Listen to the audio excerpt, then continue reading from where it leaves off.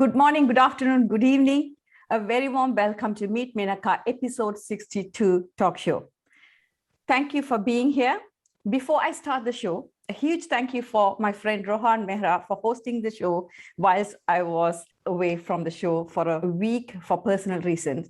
And thank you so much for all the team members for keep the show going. As they say, the show must go on. So thank you so much for making it possible. And thank you for all the audience and supporters for being there for them and making sure the show went on as usual. Thank you and a very warm welcome to the show. Today, in episode 62, we are going to be talking stigma and mental illness with Dr. N. Yoganathan, who is a psychiatrist, teacher, and an author. And it's a subject which is close to my heart too. I cannot wait to hear what he says. A very warm welcome to you, Dr. Yoganathan. Okay, thank you. And thank you all the participants. As I said, good morning, good afternoon, good evening, wherever you are.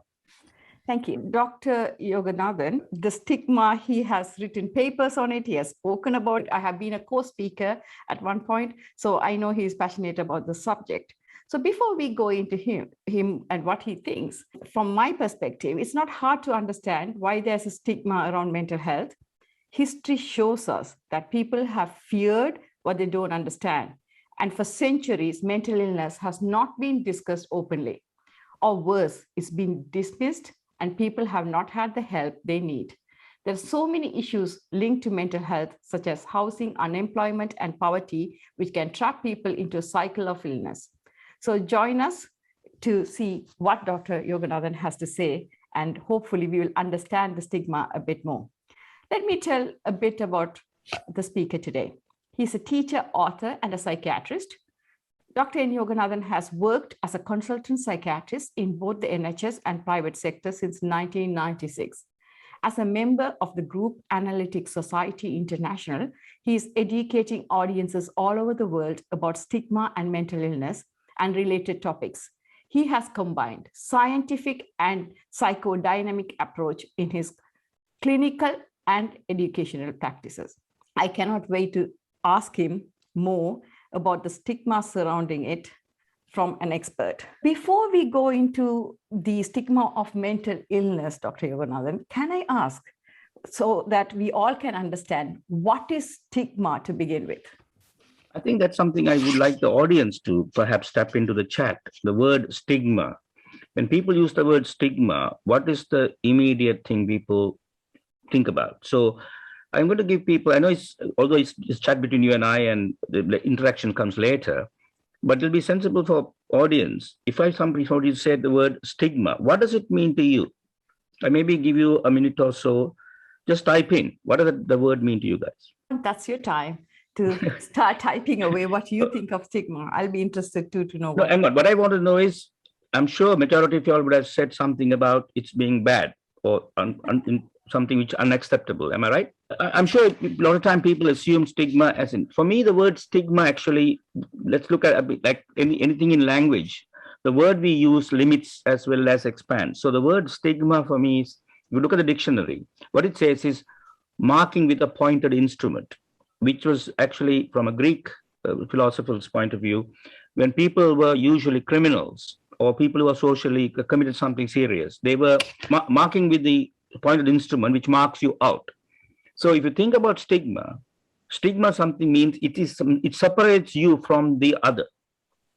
So it's inevitably associated with anything which is negative.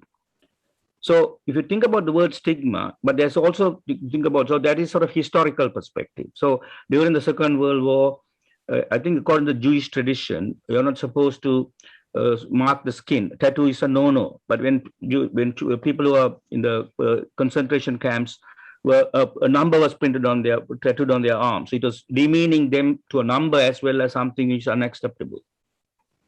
But the word stigmata actually is, think about it, it's actually something holy. It's about people who have Catholic faith will understand that you get skin eruptions in the places where Jesus was crucified. So the word stigmata is actually a more religious concept. Then it comes to stigma as in zoology, because those who have studied zoology will know that's a respiratory spiracle of those larvae in the water. The word stigma also means, who has studied botany would understand, it's a receptor of what you call pollen. So the word stigma actually can be used in different contexts, but majority of times we use the word stigma to mark out. But for me, it is far more fundamental than that as a clinician. So although I was introduced as a psychiatrist, I think I call myself a physician working in psychiatry because the word psychiatrist comes with it certain understanding of the way we're supposed to practice. Think about medicine. Now, that's why I said I can't talk about stigma or relating to mental illness before we look at the whole concept of stigma in relation to health, let alone physical, mental health, or mental illness for that matter. Think about what we call, I'm sure majority of people who are non-medical, we use the word signs and symptoms. What does that mean? So when I just asked Menaca, now that we are interacting, although you're a dentist, what is if I use the word sign and symptom, what does that mean to you? Sign and symptom is something you feel which is away from the ordinary. And Correct. Symptoms is something what you can externally, other people also can see a swelling or a fever or a temperature. Right. So for me, you see, there's a slight difference here. Symptom is what the person experiences, right? And sign is what the professional elicits. Mm-hmm. So if you think about it, a symptom is something the individual has to first and foremost acknowledge that they experience something out of the ordinary. So that I'm saying I'm at the moment feeling great, but tomorrow I develop a cough or a persistent fever. A year and a half ago, when people said, you may have COVID, because that symptom marks you out. And then you go to get yourself tested. So when you objectivize something, it becomes a sign. Whereas symptom, I call it, the word illness means subjective, disease is objective, right? So whenever you have a condition where objectivity is not that clear, it leads to speculation. And that means things which are not sure, we then can project a lot of value added ideas. So going back to the practice of basic medicine, that is all of us who are clinicians, our practice is based on stigmatization, not stigma in a negative sense, but to identify a condition as separate from health. So the important thing to remember here is the word stigmatization is also means, although we a lot of times say it's negative, it also has a positive connotation. Let's take my title, doctor in front of my name, my memberships, organizations. Those marks me out of somebody who doesn't have that. How many of the youngsters here are striving to get their masters and the PhDs? So the difficulty here is all these qualifications titles we have, or people have been given acknowledgement, or MBE, OBE, Knighted, Sir, all those things are marking you out. So in other words, stigmatization is not always negative, although that's the way it is often perceived.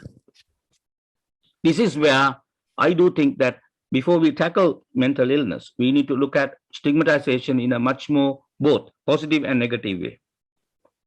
So that's to answer the question, what is stigma? Sure. I mean, I wrote yesterday something, success and failure is two parts of whole and not separate entities. I guess you are telling exactly something very similar.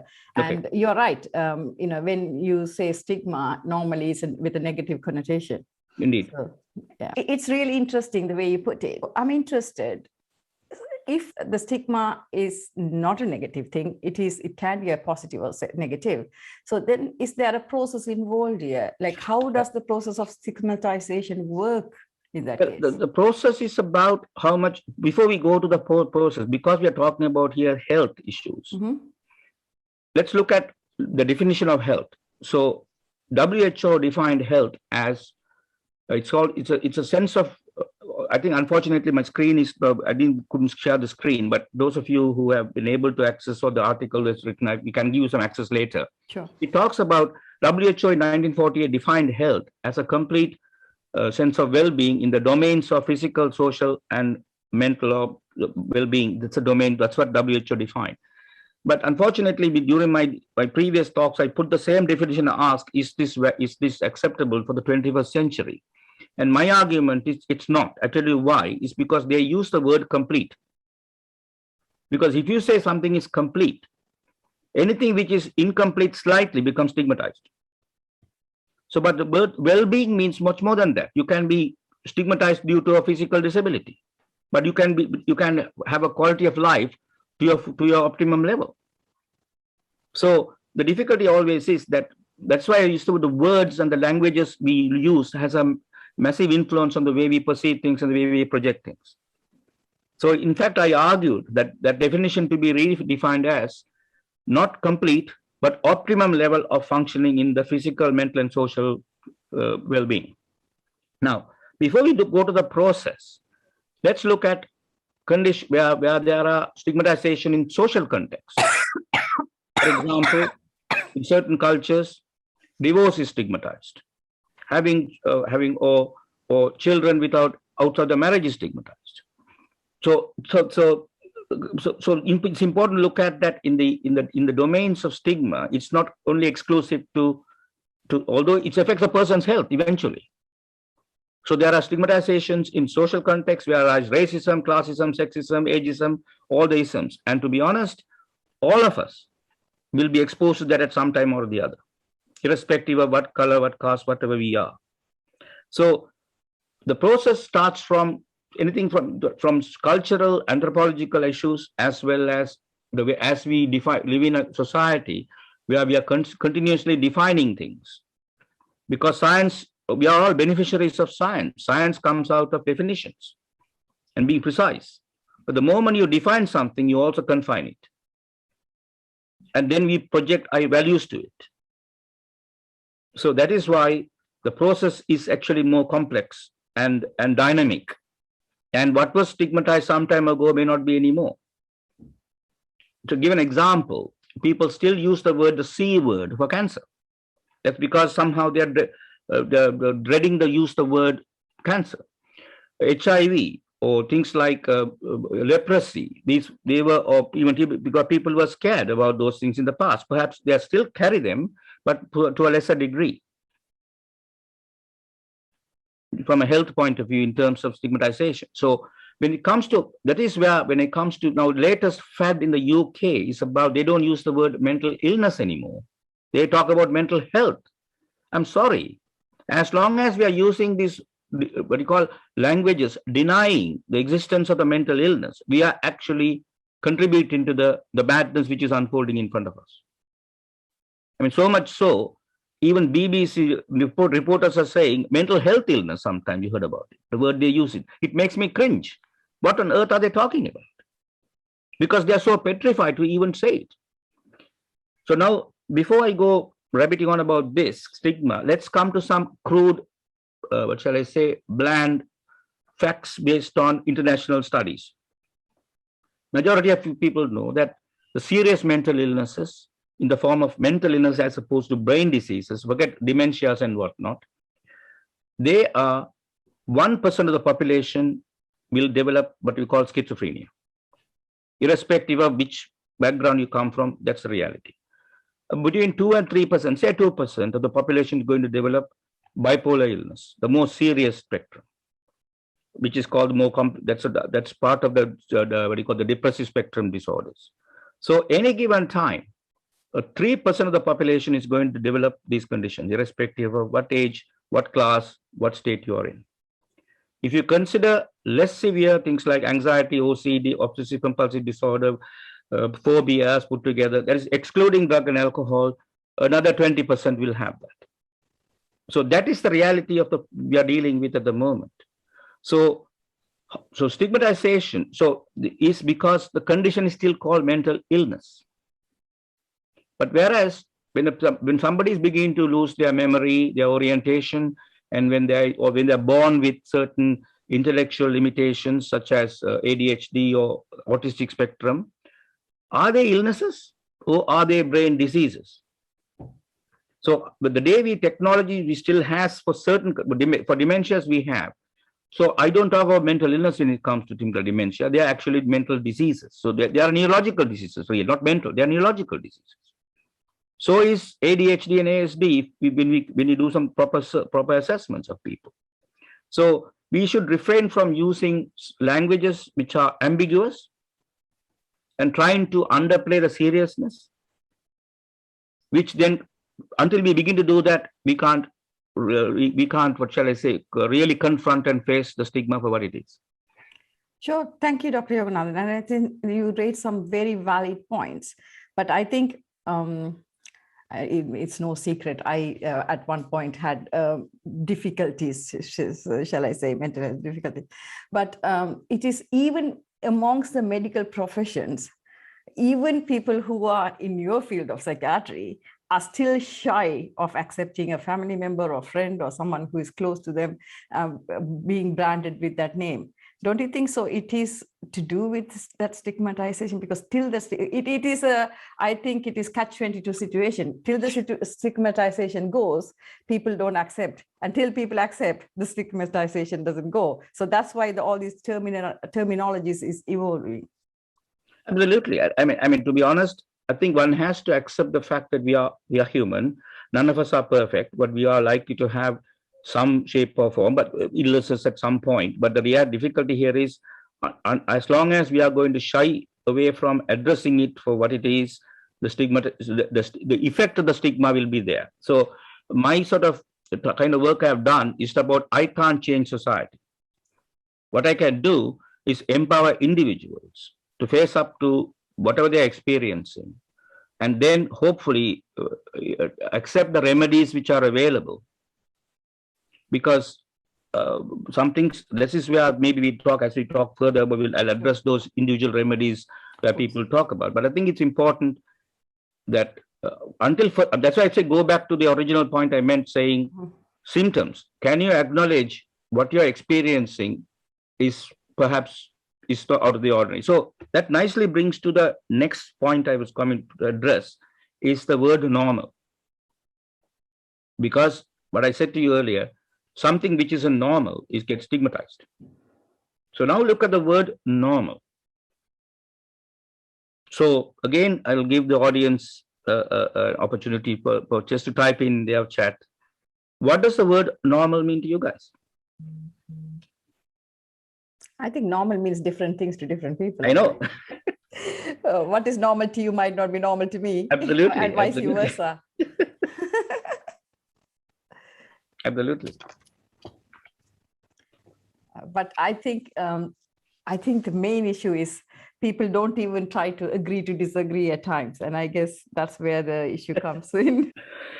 Okay, I think let me just, there's the reason I asked that question is because, as I said, I'm coming from a purely health or a medical position. The word normal, for again those of who are audience who are non-clinical or non-medical, if you go to your doctor and he says, right, I mean, sure, majority of you all are perhaps reach an age where you all to get your blood pressures tested at some point.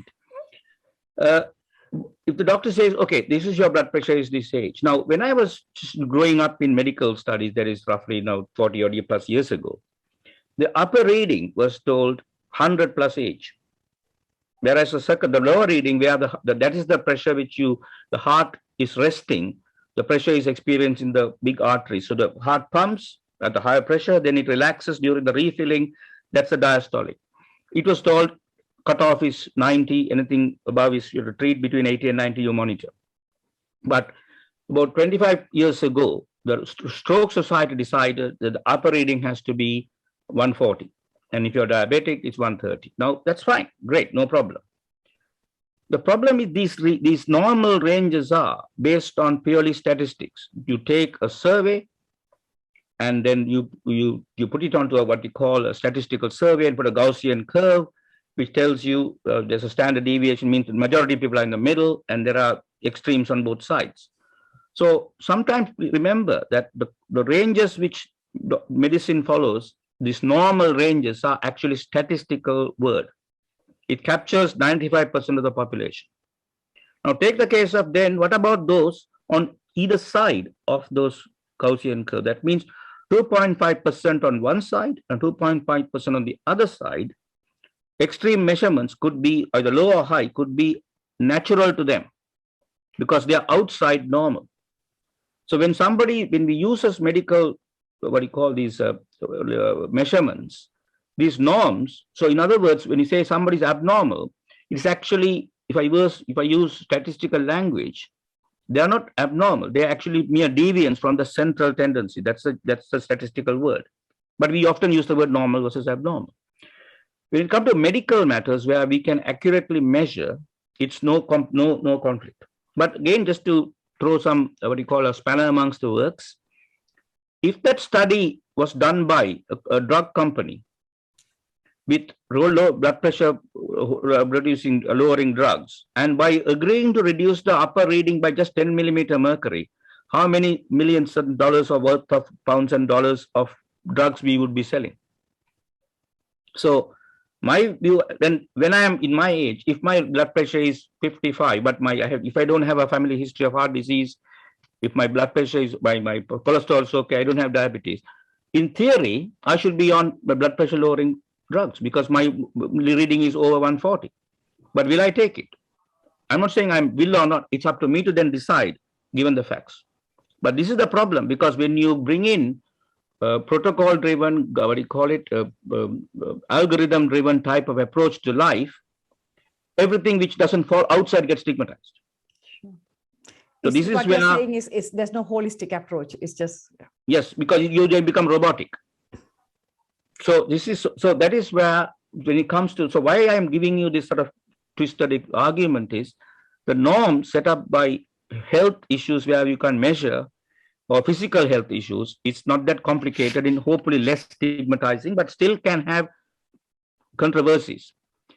But now when it comes to the norm of the human mind. Now, this is where now, because after all, we are talking about mental illnesses. That means you're having experiences which is outside the norm. Who decides what the normal is? Yeah. There's the Gaussian curve for that. So can I ask, what is the reference of stigma to health in that case? Because you have... Wait. What I want to say here is this. Again, these are things I do teach during my students or trainees, whatever. What is the fundamental difference between body medicine and mind medicine? Not brain medicine. Brain medicine is body as well, because brain is identifiable. Because the body is confined to you. You carry your genetic makeup from your parents, vulnerabilities perhaps, but still we are dealing with you, your body, the measurements we make is in you. Whereas when it comes to your mind, we can say, right, I have my thoughts, my feelings, my memories, my emotions.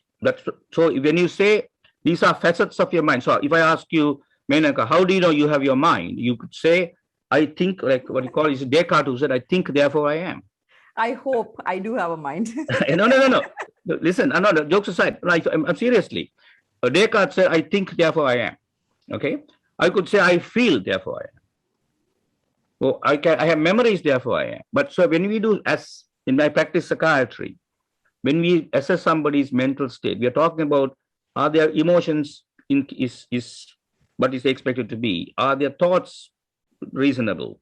Are they able to, able to convey, talk, what you call their thought processes are rational or whatever?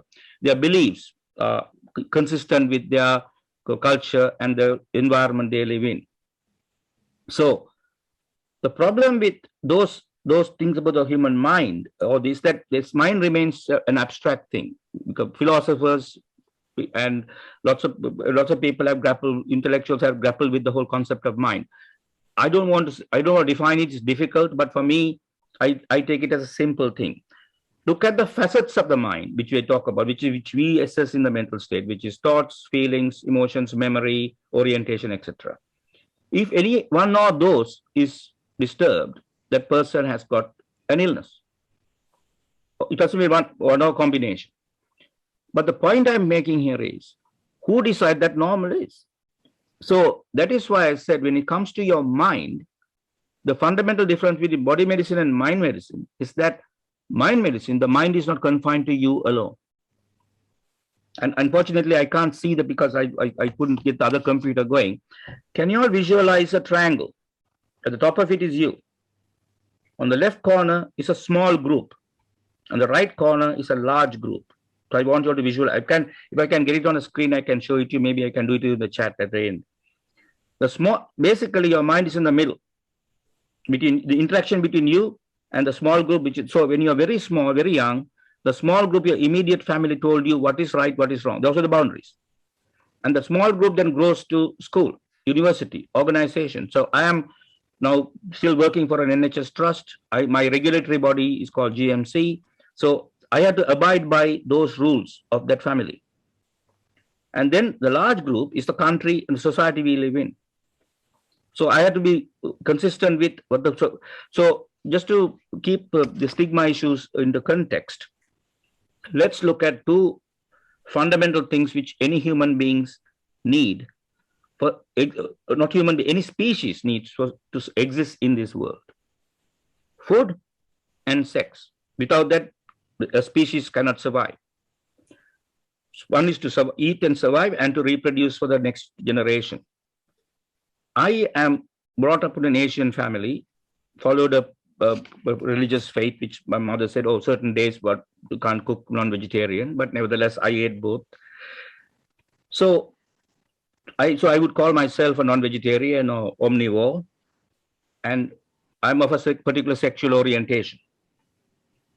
Tomorrow, I decide to become a vegetarian. Nobody would bat an eyelid. Nobody would care two hoots about it. Whereas if I say tomorrow, maybe I'm no longer what I am, I need to have a different relationship with somebody else, it's a different orientation, somehow I need to come out.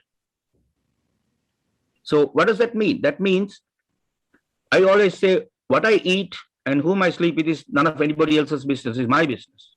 But sadly, it becomes everybody else's business when it comes to sex. So that is because there's a lot of regulation with the small group and the large group. Take Britain, for example. In 1967, if you were, what's the word, 22-year, so I assume I put myself, 22-year-old man, I am.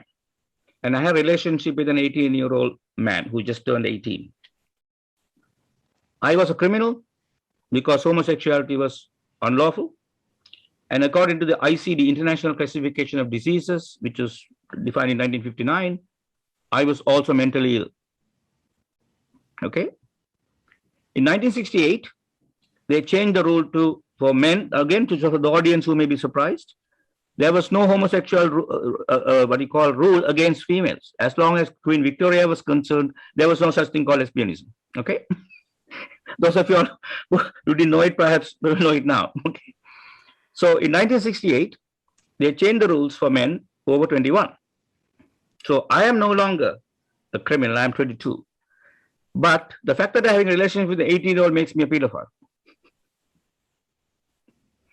So what I'm trying to explain to you, and then it only in 1992 in ICD-10, they took it away as it's a mental illness. So what I'm trying to say to you here is the large group will also determine your own well-being in the mental health or mental illness domain. So what is normal is constantly being defined. Now, again, just to visualize that triangle, think about migration, globalization, mass media, social media, and of course, COVID. How is that going to impact this triangle? So when it comes to the health of the mind, one has to look at this constant dialogue between all three, because if you're confronting stigma, because there are still countries at the moment, you'll be persecuted for being homosexual or even sentenced to death or incarcerated. So there you are. Sure. Thank you so much. I think definitely we are going to take some takeaways home today after this. Okay, so I think you have touched upon the reference to stigma in health already.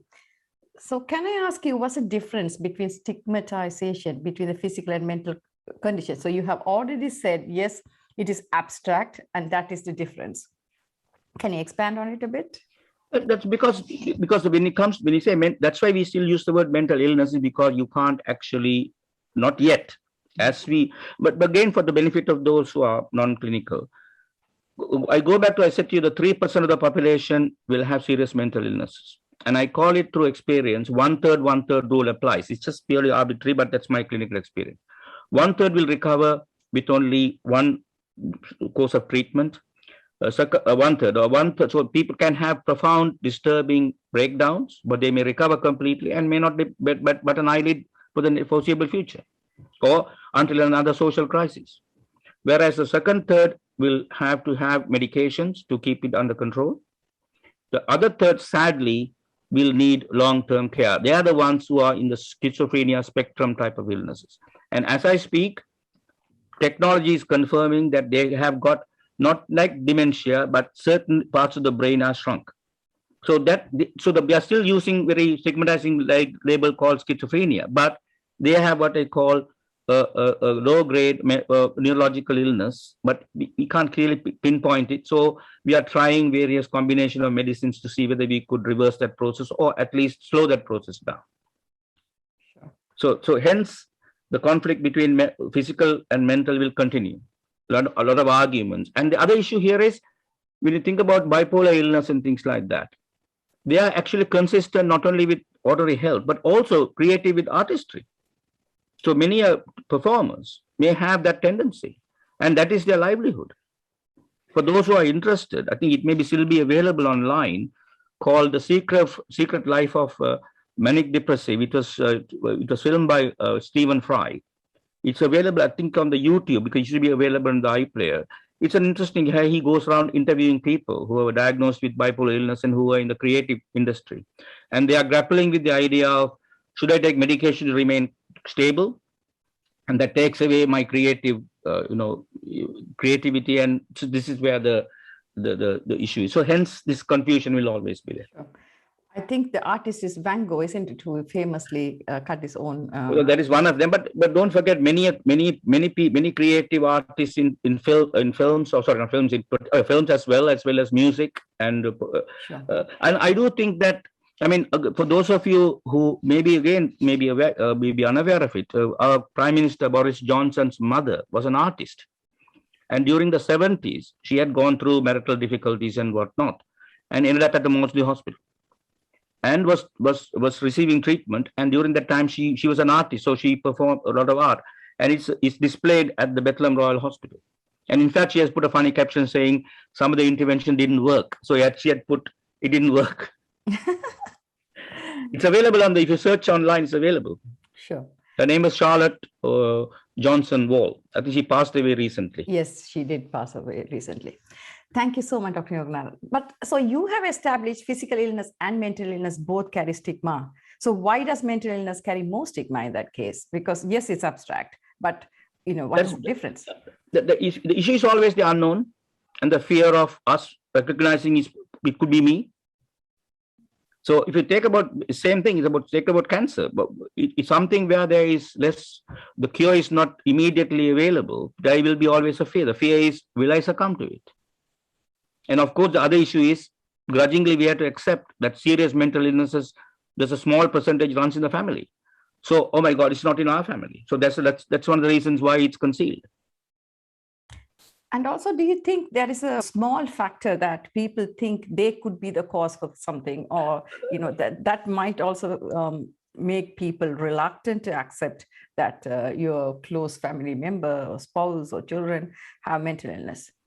Could be, but then could somebody who's a young person develop diabetes? Will the mother blame herself for not feeding the child properly from the childhood? We could still blame if you want to.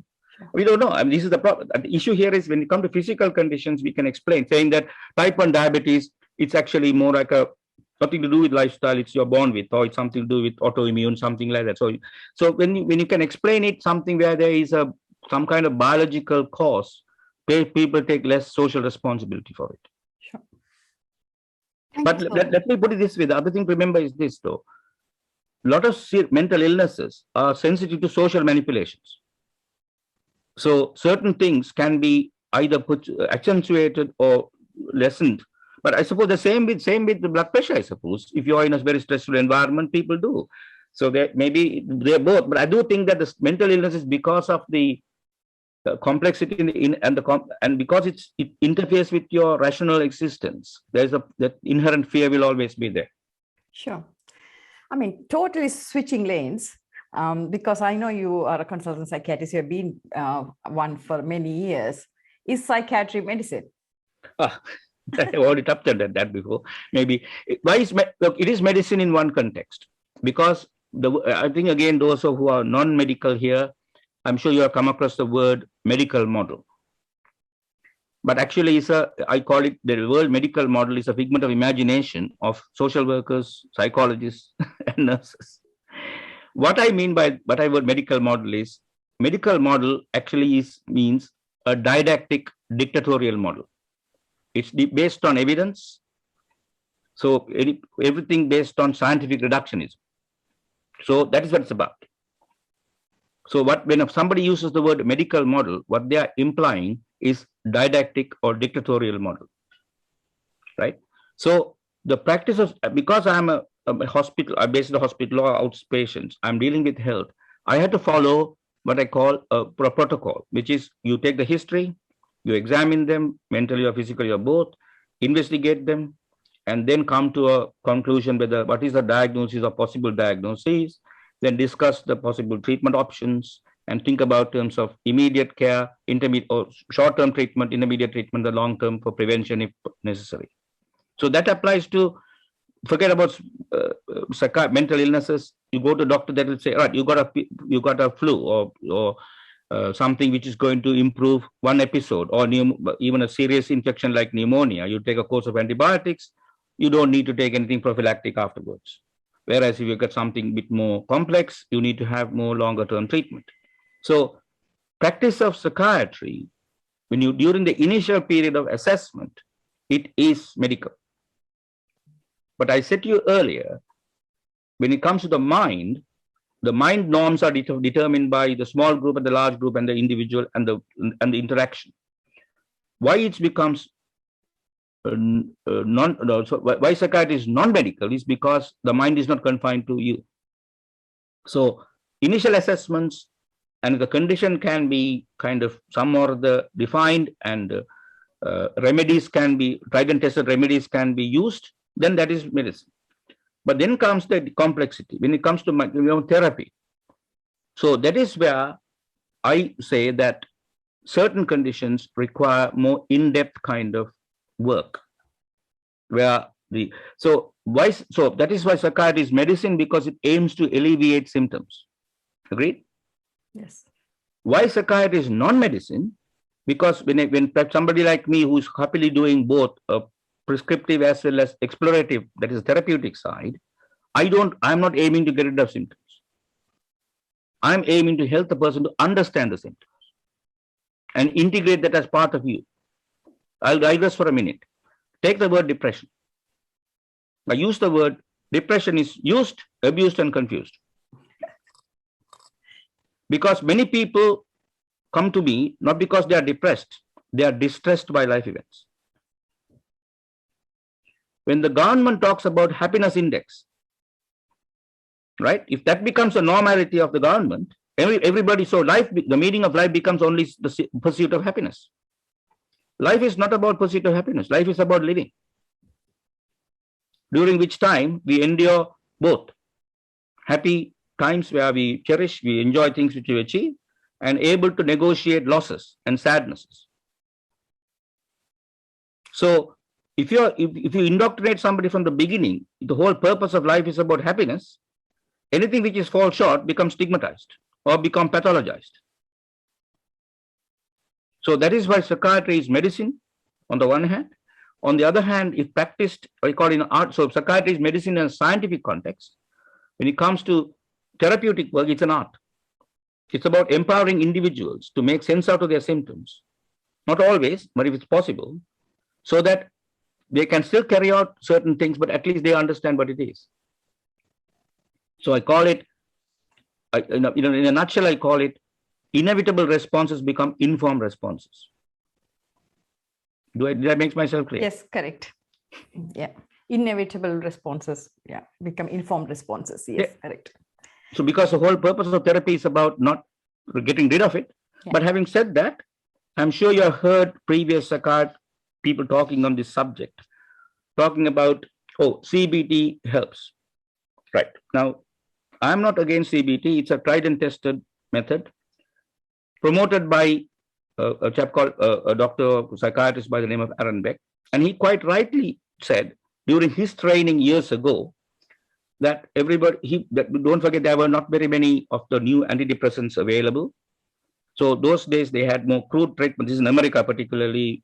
There were ECT and phlebotomies and much more profound, old-fashioned treatment. We can still frown about it now, but that was available at the time. Then he was dealing with many of his, what we call middle-aged, middle-class people who are going through depression. And then he realized perhaps not everybody needs in-depth psychological therapy because they did not have all those profound childhood experiences. So he then sat down and thought through, why are these people getting very depressed, or their depression is protracted? Then he thought maybe their thought processes are a bit skewed. Their expectations are, it's like the typical, take the glass half full, half empty stuff, okay? So he thought, oh, maybe these people have got certain cognitive, not impairment, but kind of their way of thinking is a bit skewed. So he said maybe they have what they call dichotomous thinking. That means black and white. What's the other one? Arbitrary inference. They underplay their achievements and overplay their failures. And anyway, so he proposed an idea called the cognitive theory of depression. That was the beginning. When he was trying to promote that, the fellow, by the time the new antidepressants have and other medications have come, very many psychiatrists were not interested. They thought maybe we'll do psychoanalysis or we'll carry on with our medication. But don't forget, around the same time or just much before that, behavior therapy has been practiced by what we call psychologists for a long time. So they thought, oh, we could combine behavior therapy with cognitive process. And that's how the marriage of CBT became. Although it's attributed to Aaron Beck, one has to give credit to the behavior therapy because behavioral sciences have been going on for hundreds of years before that. Or for not 100, yeah, at least early 20th century it was available. So CBT, but the point is CBT is this. It is actually a tried and tested cognitive challenging tool. It has been manualized and you follow a set of rules and regulations. The moment you put it into a manual and practice it according to its rule, it is for me no different from a prescription. Sure. Because you're prescribing a challenging thought process. Now, just for the audience, again, think in these lines. When I do prescribe something, I always look at, or because of, I know it more because of experience, but sometimes not doubt, I look at the book called the British National Formulary, which gives you indications, contraindications, and side effects. Because I'm prescribing something. Yes? Yes. How many CBT books talks about side effects? Not heard of. That is because somehow they think it doesn't. If you give CBT to somebody who's not ready, if their thought processes are not cognitively intact, they will decompensate and they will relapse. And I have seen that many a times. So this is the madness. Suddenly everybody has to be given CBT. It's like everybody being given paracetamol. So my view here is this. CBT works if you are, what I call it, if a person can have some understanding of their symptoms, because it's a cognitive process. If the person cannot acknowledge the absurdity of their own experiences, CBT won't work. Sure. So digressing. So what happened to CBT? It was great for many of the patients, but there are many people who it did not work. So what did they do? They thought somebody, a psychologist in America, decided to bring in some Zen concept because she became interested in the Zen philosophy. Her name was Marsha Linehan. So she incorporated some Zen concepts into CBT and called it DBT, dialectical behavior therapy, for those whose CBT hasn't worked. The problem is, even that is now manualized. So for me, something which is meant to be free-flowing and explorative become prescriptive. Sure. So this is where the confusion about a lot of people wanting therapy, and I say there's therapy and there's also therapy. There you are. Thank you so much, Dr. We are running against the clock, so I'm just going to rush through now the next things I was about to ask. So today is all about stigma. So I'm coming back to the point of how do you deal with stigma and how long does it take to overcome the stigma? I did give you an example. How long did it take to overcome stigma relating to human sexual matters? How long does it take? It can take as long as it takes. These are quotes from my talk. If you remember, what is it? Galileo in 1602 True. said the world was round, but he was incarcerated because he was being a heretic. Any idea when the Pope decided to pardon him? It's hundreds of years back later, right? 1992. Yeah. So how long does it take to give up stigma? It can take a lifetime or more than a lifetime. How long is a piece of string? Yeah. Absolutely. So, but as I said to you, you can't, stigma is there. As I said, isms are there. Up to us whether we buy into it or not, as much as we can. Yes, thank you. And because this is a subject which is very close to my heart, I am going to request everyone on the show and on Facebook, whoever listening, please listen carefully and be very careful before you make that judgment call on someone or some behavior or action. Or I think live and let live is perhaps the best policy in that regard.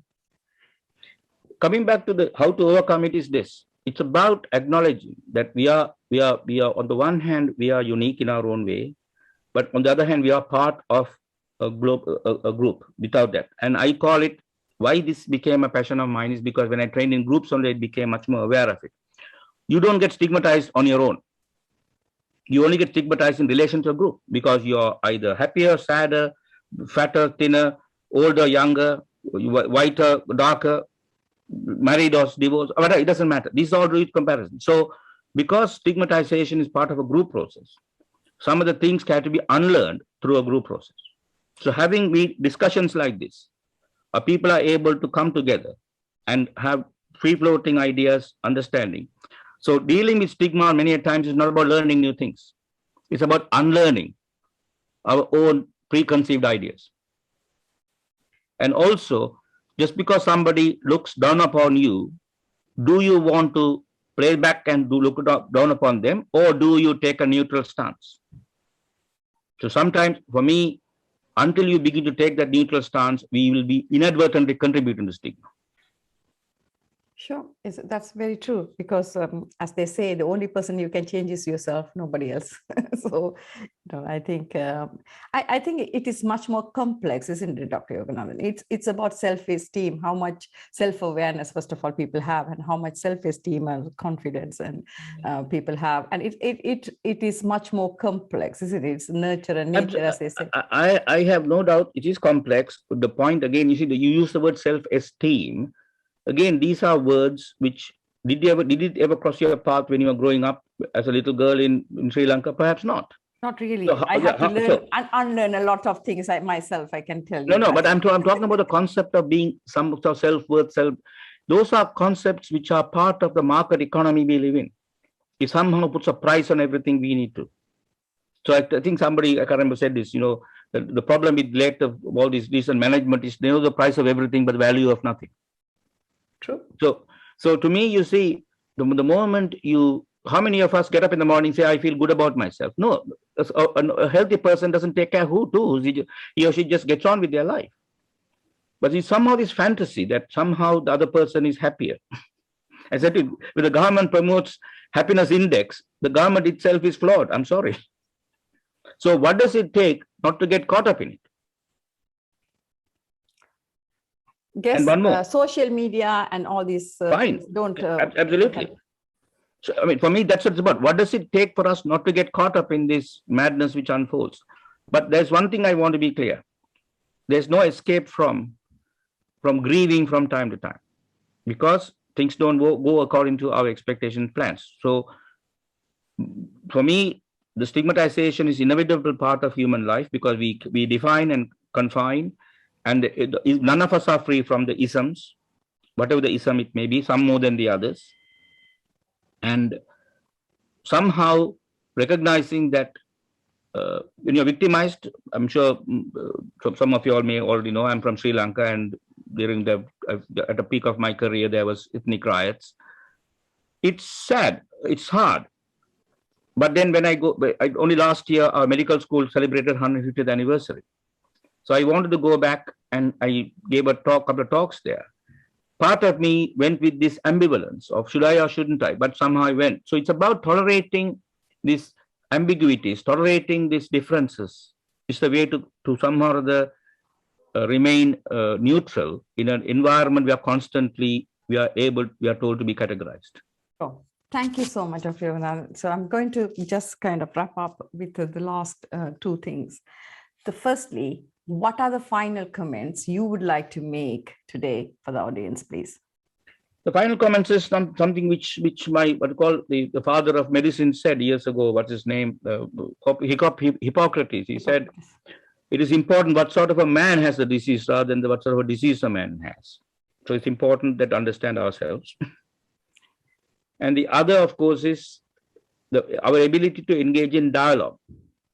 Dialogue means however irrational, however imperfect, however idiosyncratic a person's ideas are, our ability to somehow able to have a discussion and come to a neutral compromise is what's necessary. That's how we are going to overcome any isms. That's why I said always mental illness, the isms which contribute to that. When I call it, when the dialogue fails or when we are unable to engage in dialogue, you get monologue or duologue. That means duel, a fight. And as I speak, you heard a MP was stabbed in it's again, why does get radicalized is because the radicalized people are unable to negotiate. They don't want to engage in a dialogue anymore. Or maybe the dialogue has failed and people have become radicalized. Whether it's ideology, religion, it doesn't matter. Sure. Thank you so much. And, it was a very sad incident and it's very recent. So it's, it is, sometimes you wonder where we have landed. The last question what I want to ask is, already people have started asking questions and we are definitely coming to the closing time. So what are the must take home messages for the audience you would say they should and they must remember this so that they can share with their families, friends, and or even take home for themselves? I don't know. But please remember. You're the expert. No, put it this way. I said I gave you the figures as opposed to mental illnesses are here to stay. They are part of human nature, and the percentage I gave is an indication. So there'll be every family will have somebody or somewhere in it, and also as we speak, there are more and more treatments coming out. So we'll identify them better. So when the more technology identifies the exact lesion or lesions, then the stigma will hopefully be lesser. But having said that, the social stigma takes time. And also our ability to tolerate differences and our ability to tolerate uncomfortable emotions such as sadness, loss, and grief, and hopefully don't get overwhelmed.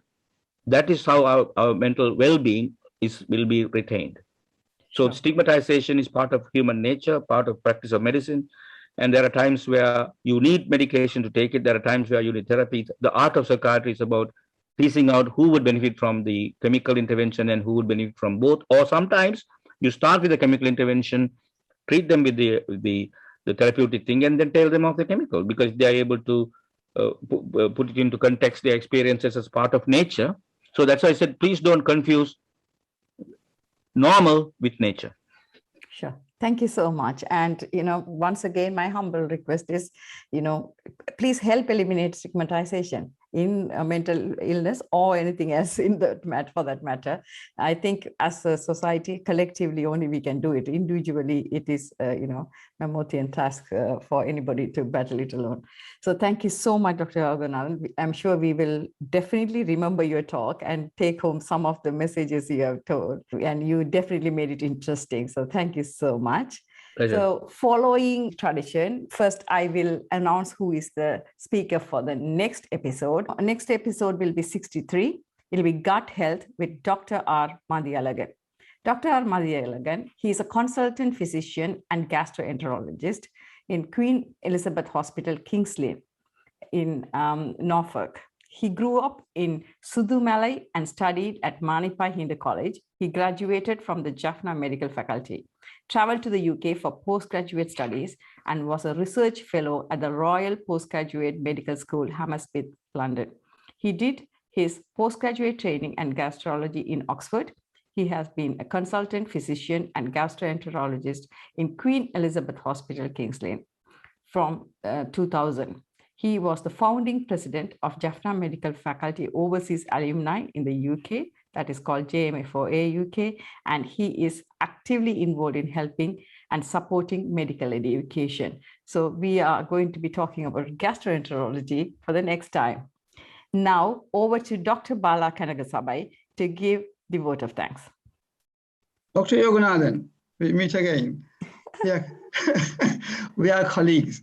We worked in the same NHS trust quite some years, and he's a gentleman. I believe that he has a brain in his nut and tongue in his mouth. Both are necessary to be effective. And in our consultants meetings, in our management forums, he doesn't hesitate to question the long-held concepts. I think that came out very well in today's presentation as well. Dr. Yoganathan has eloquently pointed out the stigmatization of anything is in our mind, individually and collectively. May I add to that, that we give too much of importance to intelligence, because for being well, say for intelligence, we can't claim credit. It is given to us, where we were born, which school we went to, all of them are not under our control. So these are what benefits we gained for without much effort. And therefore, the community should start looking at people. They can be grateful for what they have, but should not look down others who are unfortunate. And all of them have talents as well. And they can exploit their talent, like Dr. Yoganathan said, bipolar disorder in the manic phase, they can be very creative and contribute to the world, and they have done so. And Dr. Yoganathan had given the audience enough points to reshape our concepts about stigma, in particular, concepts about mental illness and stigma. So thank you, Yoga, for a wonderful and stimulating presentation. Thank you. Thank you so much, Dr. Bala. Thank you, Dr. Yoganathan, for an excellent presentation. And I'm sure we all will remember your session for a long time to come. And definitely you made it interesting for sure. And for people who are listening on Facebook, thank you so much for joining us. People who are on Zoom, please hold on. We will take your questions. And some of you have already started asking the questions. So just please hold on. So next week in episode 63, we will be speaking gut health with Dr. R. Madhyalagan. Same time, same place next week. For people who are on Facebook, it's that time of the day to say goodbye. Stay safe, be happy, and keep smiling.